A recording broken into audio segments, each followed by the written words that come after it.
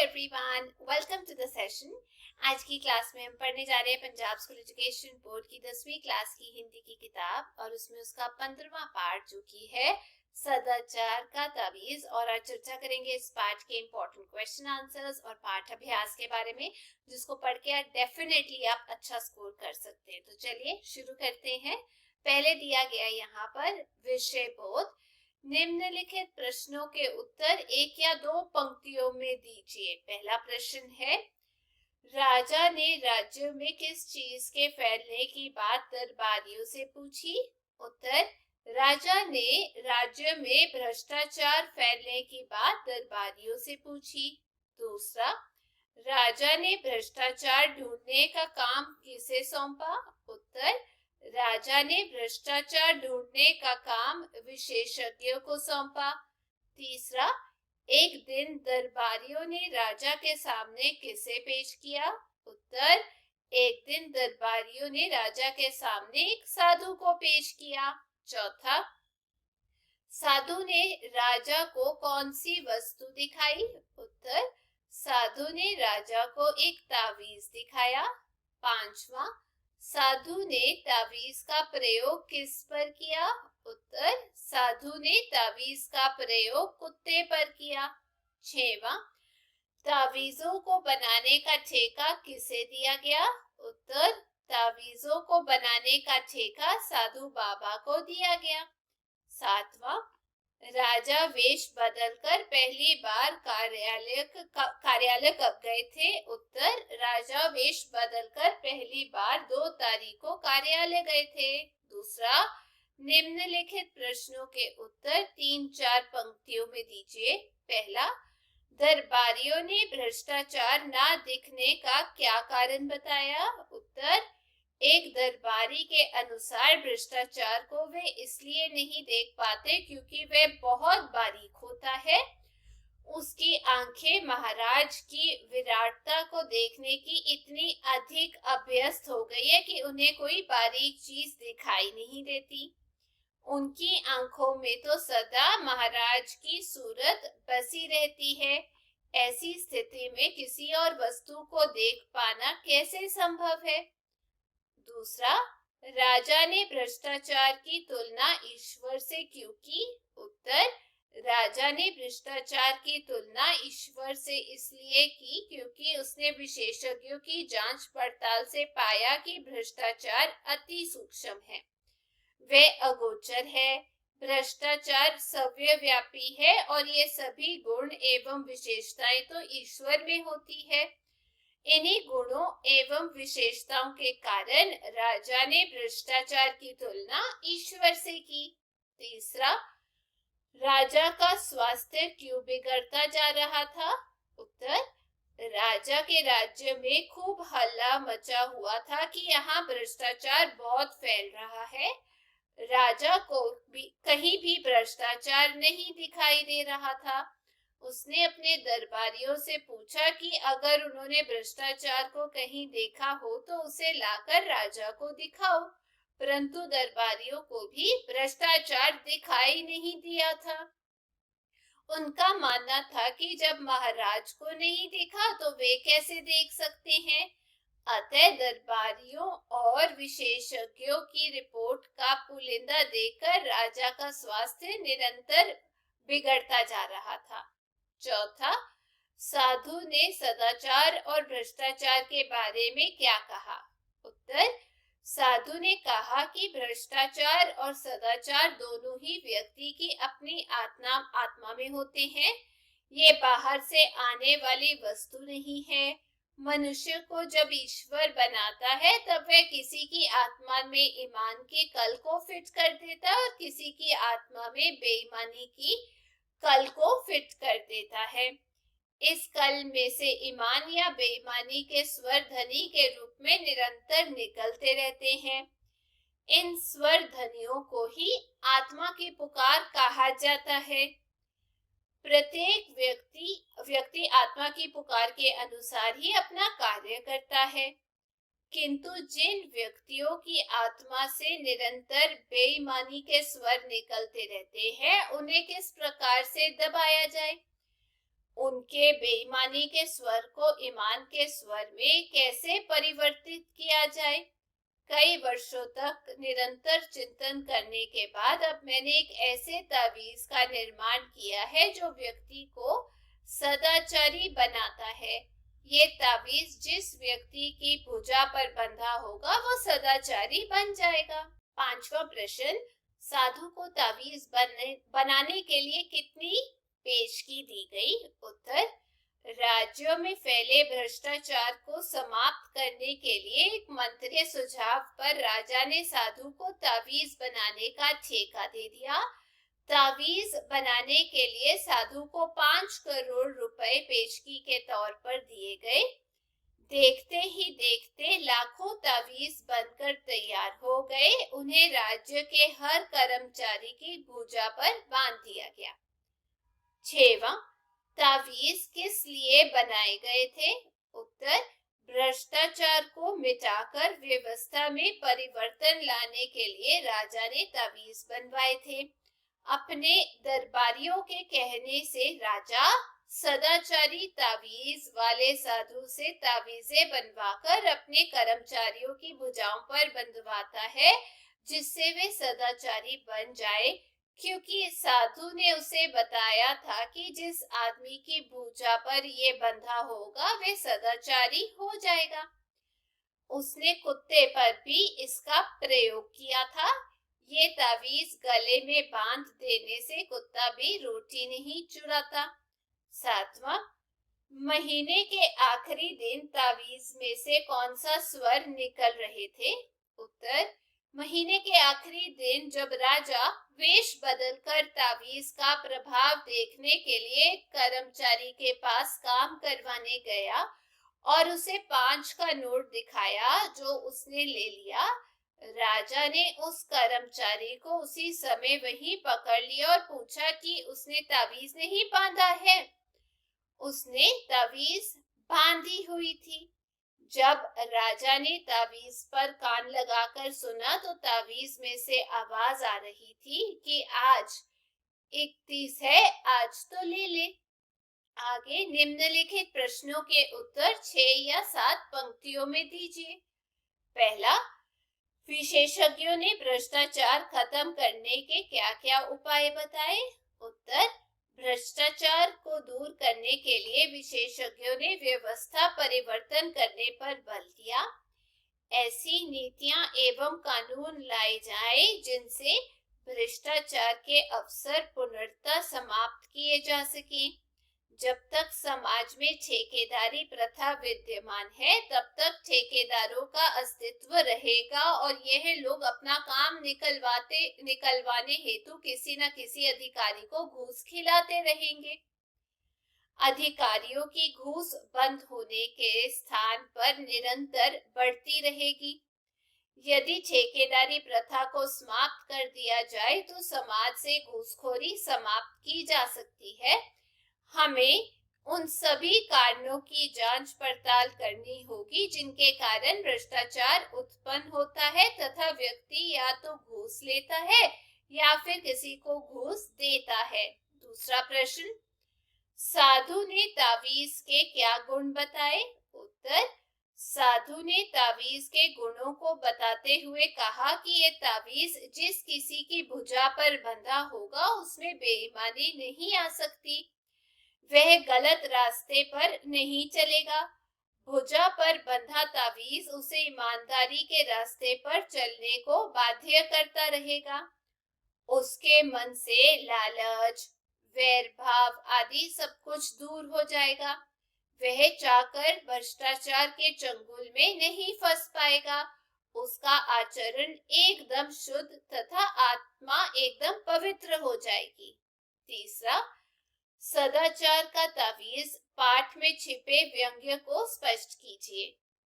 सदाचार का तावीज पाठ मूल रूप से एक व्यंग्यात्मक रचना है। इस रचना के माध्यम से व्यंग्यकार लेखक हरिशंकर परसाई कहना चाहते हैं कि केवल भाषणों, कार्यकल को पुलिसीय कार्यवाही, नैतिक स्वलोगनों, वाद विवाद आदि के जोर से कभी भी भ्रष्टाचार को जड़ से समाप्त नहीं किया जा सकता। भ्रष्टाचार को समाप्त करने के लिए समाज में व्यक्ति को नैतिक स्तर दृढ़ करना होगा। जब व्यक्ति की नैतिकता में विकास होगा तभी व्यक्ति समाज और राष्ट्र का कल्याण कर सकेगा। देश में कार्यरत सभी कर्मचारियों को जब उनकी आवश्यकता अनुसार पर्याप्त वेतन दिया जाएगा तब कहीं जाकर भ्रष्टाचार की नकेल कसी जा सकती है। भ्रष्टाचार पर लगाम लगाना किसी एक व्यक्ति का काम नहीं बल्कि इसकी जिम्मेदारी पूरे समाज की है, जिसे पूरी ईमानदारी से हमें निभाना चाहिए। आगे है भाषा बोध। निम्नलिखित शब्दों के विपरीत शब्द लिखें, जैसे एक का अनेक, पाप का पुण्य, गुण अवगुण, विस्तार संकुचन, सूक्ष्म स्थूल, ईमानदारी बेईमानी। आगे निम्नलिखित शब्दों के दो दो पर्यायवाची शब्द दीजिए, जैसे राजा का बन जाएगा नरेश, या हम बोल सकते हैं सम्राट। मनुष्य का नर आदमी। सदाचार का अच्छा आचरण पवित्र, कान कर्ण श्रवण, दिन दिवस या वार। भ्रष्टाचार का बुरा आचरण दुराचार। आगे निम्नलिखित वाक्यांशों के लिए एक शब्द लिखिए। अच्छे आचरण वाला सदाचारी, बुरे आचरण वाला दुराचारी। जो किसी विषय का ज्ञाता हो विशेषज्ञ, हर तरफ फैला हुआ सर्वव्यापक और सर्वव्यापी, जो दिखाई न दे अदृश्य, जिसकी आत्मा महान हो महात्मा। आगे रचनात्मक प्रश्न है। पहला, साधु के स्थान पर आप राजा को भ्रष्टाचार समाप्त करने का कौन सा उपाय बताते?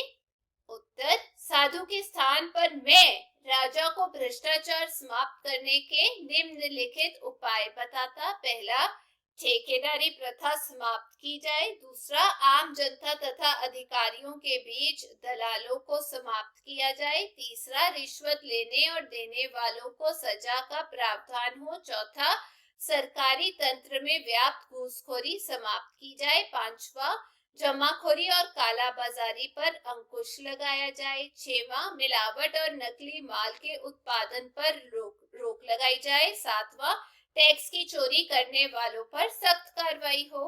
दूसरा, विद्यार्थी के रूप में भ्रष्टाचार को खत्म करने के लिए आप कौन कौन से कदम उठाएंगे?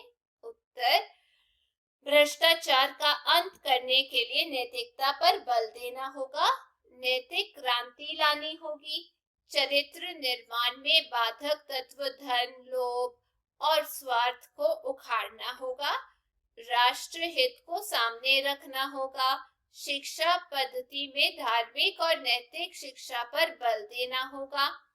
ये नैतिक क्रांति जनता को पहले अपने जीवन में लानी होगी। यही नैतिकता उसे निर्भीक और साहसी बनाएगी।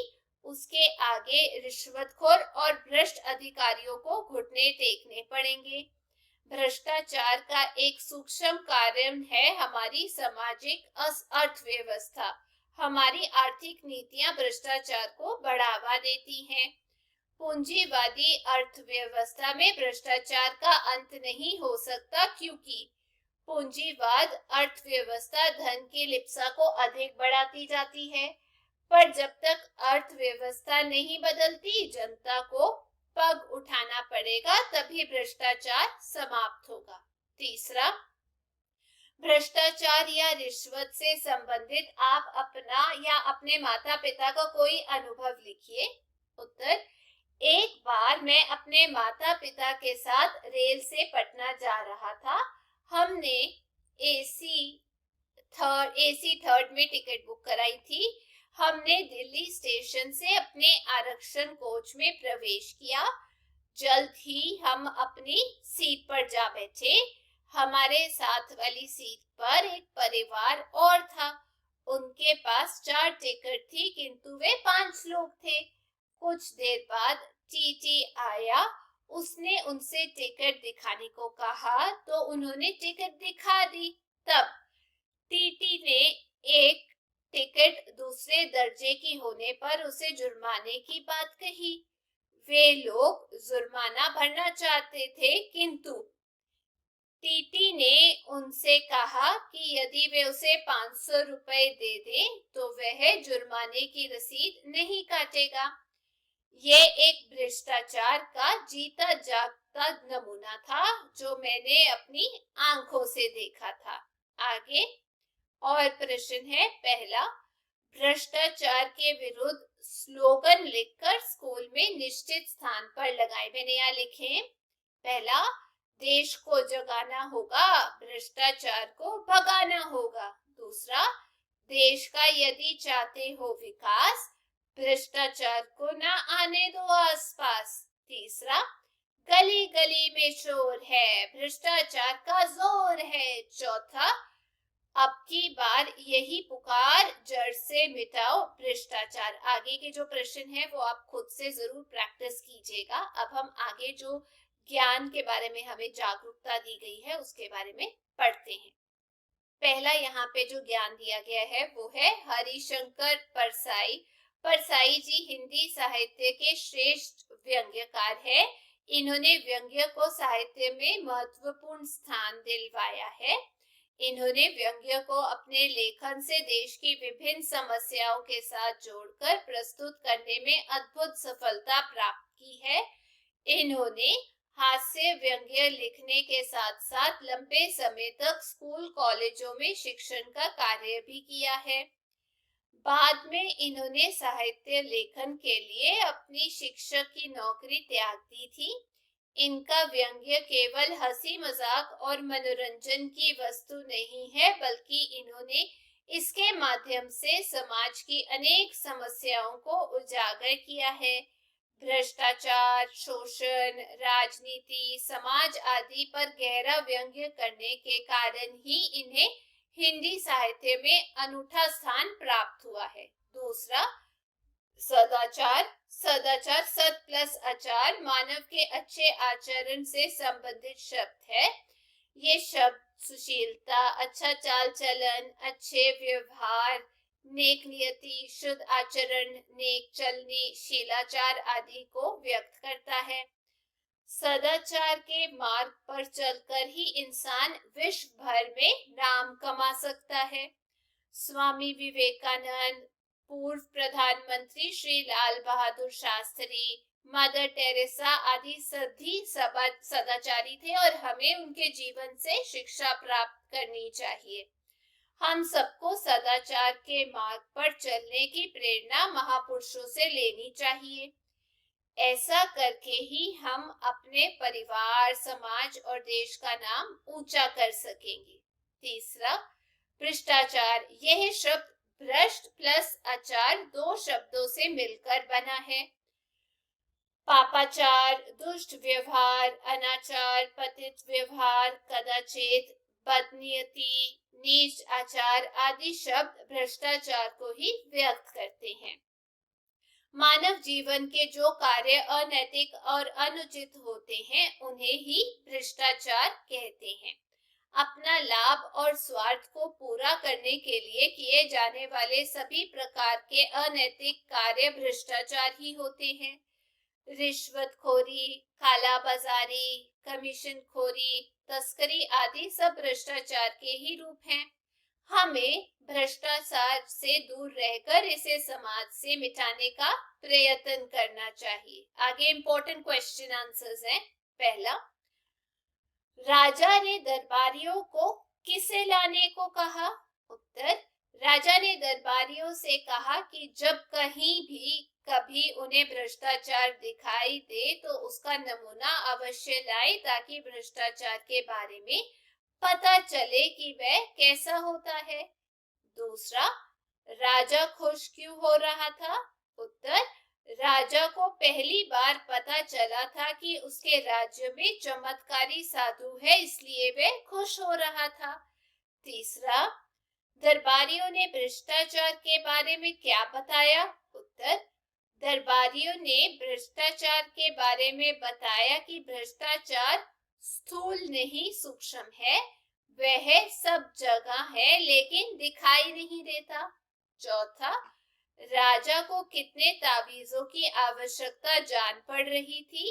उत्तर, राजा राज्य के प्रत्येक नागरिक के हाथ पर तावीज बांधने के लिए करोड़ों तावीजों की आवश्यकता थी।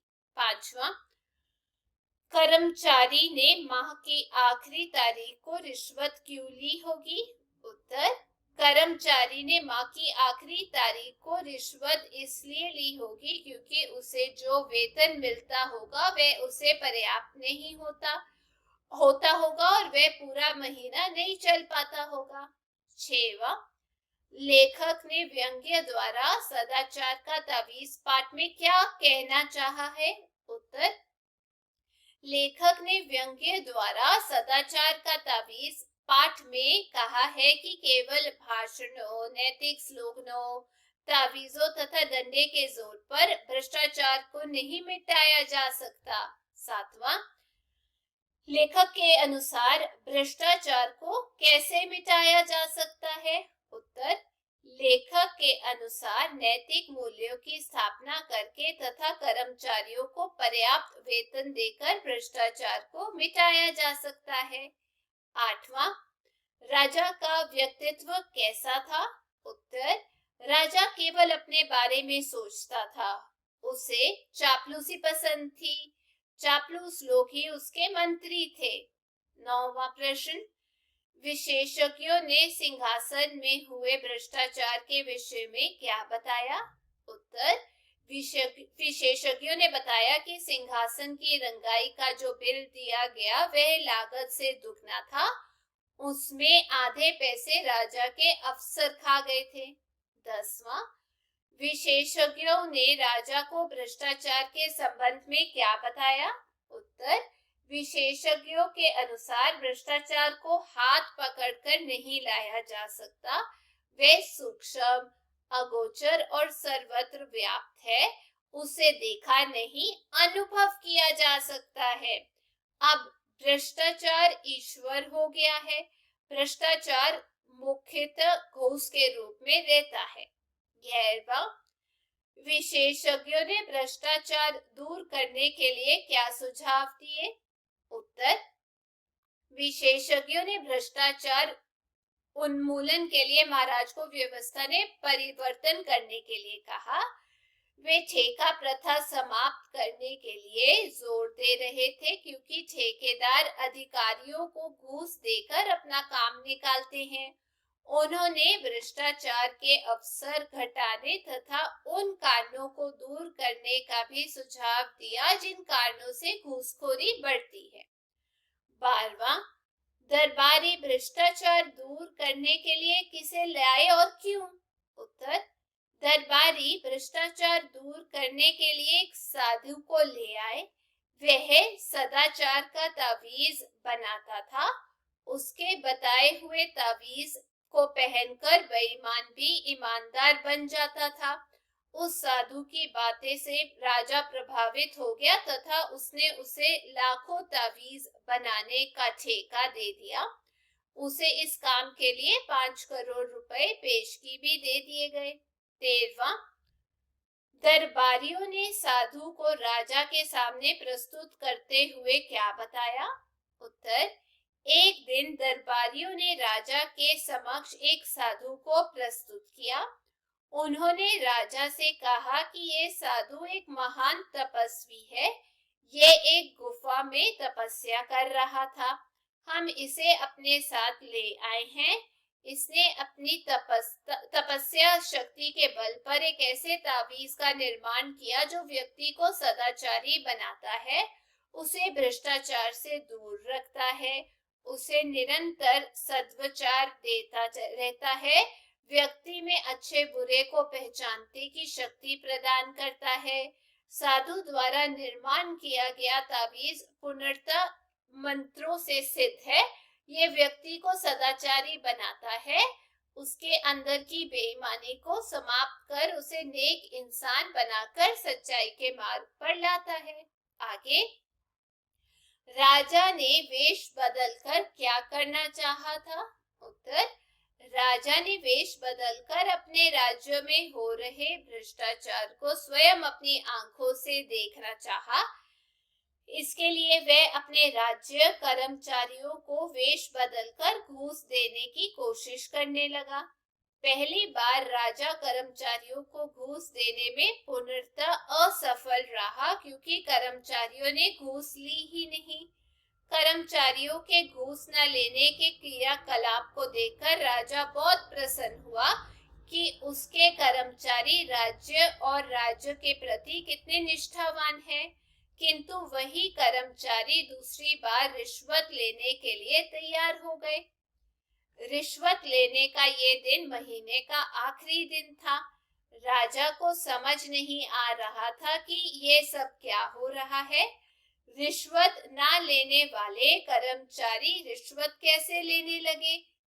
इन्हें अचानक क्या हो गया, राजा को समझ नहीं आ रहा था। 15वां, सदाचार का तावीज। पाठ के आधार पर बताइए कि कर्मचारियों ने महीने की आखिरी तारीख को रिश्वत क्यों ली? उत्तर, कर्मचारियों ने महीने की आखिरी तारीख को रिश्वत इसलिए ली होगी क्योंकि महीना भर काम करने के बाद भी उन्हें जो वेतन मिलता होगा वह उन्हें पर्याप्त नहीं होता होगा। उस वेतन से उनकी आवश्यकताएं पूरी नहीं होती होंगी। उनका और उनके परिवार का पालन पोषण ठीक प्रकार से नहीं हो पा रहा होगा। इसलिए महीने की 31 तारीख को उनके मन में घूस लेने का भाव जागृत हुआ कि आज तो घूस ले ही लेनी चाहिए। बिना घूस लिए जीवन यापन करना अत्यंत कठिन है। कठिनता से जीवन जीने के स्थान पर घूस लेना ही उचित है। जब कल वेतन मिल जाएगा तब फिर से घूस लेना बंद कर देंगे। जब फिर से आवश्यकता होगी घूस ले लेंगे। 16वां, सदाचार का तावीज किस प्रकार की रचना है? उत्तर, सदाचार का तावीज हरिशंकर प्रसाई द्वारा रचित व्यंग्यात्मक लेख है। इसमें लेखक ने भ्रष्टाचार की व्याप्ति तथा उसे दूर करने के अनोखे उपायों पर कटाक्ष किया है। 17, सदाचार का तावीज पाठ में लेखक ने किस समस्या को उठाया है और क्या संदेश देना चाहा है? उत्तर, लेखक ने अत्यंत रोचक कहानी के रूप में इस भ्रष्टाचार की समस्या को उजागर किया है और संदेश दिया है कि जब तक कर्मचारियों को उनके कार्य के अनुरूप उचित वेतन नहीं मिलेगा, भ्रष्टाचार समाप्त नहीं हो सकता। लेखक ने व्यंग्यात्मक आलेखों के अनुरूप सहज, व्यवहारिक तथा कटाक्षपूर्ण भाषा शैली का प्रयोग किया है। उनके व्यंग्य चुटीले तथा अर्थपूर्ण हैं। साधु की तावीज के गुण सुनकर राजा का प्रसन्न होकर ये कहना कि उसे तो ज्ञात ही नहीं था कि उसके राज्य में ऐसे चमत्कारी साधु भी हैं। महात्मन, हम आपके बहुत आभारी हैं। आपने हमारा संकट हर लिया है। हम सर्वव्यापी भ्रष्टाचार से बहुत परेशान थे, मगर हमें लाखों नहीं करोड़ों तावीज चाहिए। हम राज्य की ओर से तावीजों का कारखाना खोल देते हैं। आप उसके जनरल मैनेजर बन जाएं और अपनी देखरेख में बढ़िया तावीज बनवाएं। टोटकों को मानने वालों पर तीक्ष्ण प्रहार है। 18वां, सदाचार का तावीज पाठ में लेखक ने भ्रष्टाचार और उसके उन्मूलन के अनूठे उपायों पर किस प्रकार व्यंग्य किया है? जब भ्रष्टाचार उन्मूलन की विशेषज्ञ समिति राजा को भ्रष्टाचार मिटाने के लिए व्यवस्था में परिवर्तन करने का सुझाव देती है, तो राजा दरबारियों से राय करता है। वे कहते हैं कि ये उचित योजना नहीं बल्कि एक मुसीबत है। इस योजना के आधार पर हमें व्यवस्था में अनेक बदलाव करने होंगे, जिसमें बहुत परेशानी हो सकती है। हमारी सारी व्यवस्था अव्यवस्था में बदल जाएगी। जो जैसा होता आ रहा है, यदि हम उसे बदलेंगे तो अनेक नई परेशानियां खड़ी हो सकती हैं। हमें तो कोई ऐसी योजना अपनानी चाहिए जिससे बिना व्यवस्था में बदलाव लाए ही भ्रष्टाचार समाप्त हो जाए। भ्रष्टाचार उन्मूलन समिति के सुझावों को नहीं मानना या ही सिद्ध करता है कि दरबारी भी भ्रष्टाचार में लिप्त हैं। 19वां, विशेषज्ञों ने राजा के शासन में भ्रष्टाचार की सर्वव्यापकता के बारे में क्या बताया? उत्तर, विशेषज्ञों ने राजा के शासन में भ्रष्टाचार की सर्वव्यापकता के बारे में बताते हुए कहा कि आपके सारे राज्यों में भ्रष्टाचार घर कर गया है। कोई ऐसा क्षेत्र नहीं जहां भ्रष्टाचार न हो। उदाहरण के लिए आपके सिंहासन के रंग का बिल झूठा बनाया गया। यह भ्रष्टाचार घूस के रूप में विद्यमान है। हर काम में घूसखोरी अपनी जगह बनाए हुए है। ठेकेदारी प्रथा इसका सशक्त उदाहरण है। रिश्वतखोरी अपनी चरम सीमा पर है। रिश्वतखोरी और जमाखोरी ने कर्मचारियों और अधिकारियों को नकारा बनाया हुआ है। उनका नैतिक पतन हो चुका है। लोगों में स्वार्थ की भावना बढ़ती जा रही है। 20, राजा ने तावीज की जांच किस प्रकार की? उसके क्या परिणाम निकले? जब राजा वेश बदलकर इस तावीज के प्रभाव की जांच करने किसी कार्यालय में काम करवाने के लिए कर्मचारी को 5 रुपए देता है तो वह नहीं लेता। राजा प्रसन्न होता है कि भ्रष्टाचार समाप्त हो गया, परंतु जब कुछ दिन बाद वह फिर वेश बदलकर उसी कर्मचारी को देता है तो वह ले लेता है। वह उसकी जांच करता है तो तावीज उसकी भुजा पर बंधा था। राजा ने हैरानी में तावीज पर कान लगाया तो उसमें से आवाज आ रही थी, अरे आज 31 है, आज तो ले ले। पहली बार जब राजा आया था तो 2 तारीख थी। कर्मचारी की जेब भरी थी, पर 31 को खाली हो गई थी। भ्रष्टाचार वही था, कहीं गया नहीं था। आगे और प्रश्न है। पहला, राज्य में किस बात का हल्ला मचा था? उत्तर, राज्य में भ्रष्टाचार बहुत फैलने का हल्ला मचा। दूसरा, दरबारी को भ्रष्टाचार क्यों नहीं दिखाई दिया? उत्तर, क्योंकि वह बहुत बारीक होता है। तीसरा, विशेषज्ञों के अनुसार भ्रष्टाचार कैसा होता है?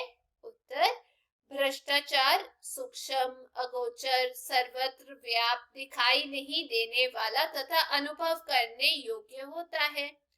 चौथा, साधु के अनुसार भ्रष्टाचार कहाँ होता है? साधु के अनुसार भ्रष्टाचार मनुष्य की आत्मा में होता है, बाहर नहीं होता। आगे है बहुविकल्पिक प्रश्न दिए गए हैं, तो चलिए इन्हें सॉल्व करते हैं। पहला प्रश्न है, विशेषज्ञ जाति के कितने आदमी बुलाए गए? 3, 5, 7 या 9? इसका उत्तर है 5 आदमी।